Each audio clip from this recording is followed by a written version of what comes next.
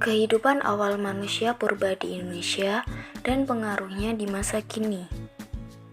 Yang pertama, masa berburu dan mengumpulkan makanan. Kehidupan masyarakat purba pada masa ini bergantung pada alam, jadi mereka memanfaatkan apa yang ada di alam. Mereka menganut kepercayaan animisme, dinamisme, dan totemisme.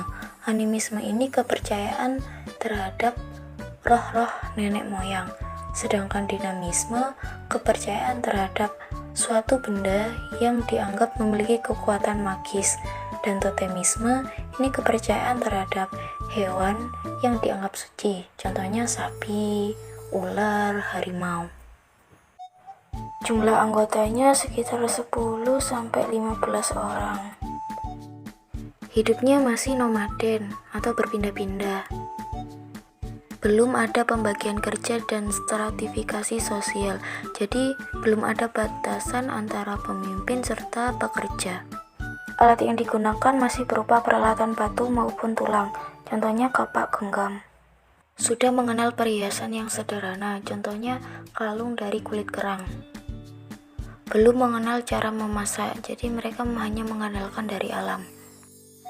Sistem perekonomian yang digunakan dengan cara barter, dan teknologi yang digunakan juga masih sederhana.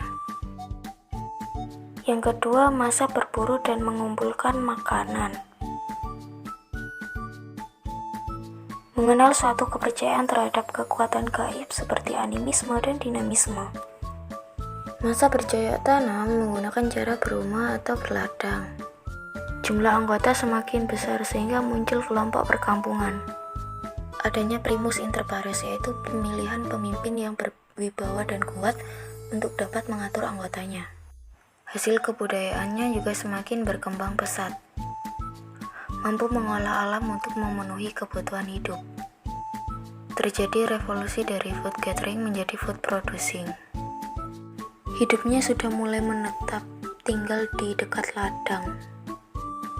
Yang ketiga adalah masa perundagian. Ditandai dengan adanya keterampilan untuk membuat alat-alat dari bahan logam. Kepercayaannya sesuai dengan pola pikir manusia yang merasa dirinya memiliki keterbatasan.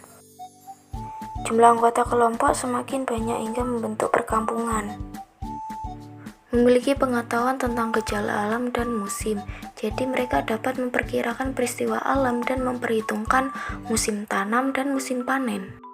Sudah ada sistem pembagian kerja. Dalam masyarakat muncul golongan undagi, yaitu golongan yang terampil untuk melakukan pekerjaan. Perkembangan teknologi meningkatkan kemampuan membuat alat-alat. Pada masa ini sistem masyarakat juga sudah teratur. Hasil kebudayaan berupa negara, kapak corong, bejana perunggu, dan perhiasan perunggu. Perkembangan teknologi di Indonesia dimulai pada masa perundagian, jadi diawali dengan kepandaian menuang logam. Pengaruh kehidupan awal manusia terhadap kehidupan masa kini.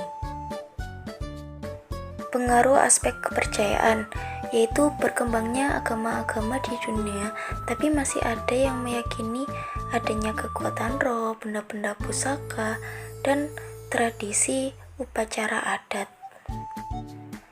Dalam aspek sosial, pengaruhnya manusia lebih suka bergabung di berbagai komunitas untuk memperoleh kenyamanan dan dukungan sesama.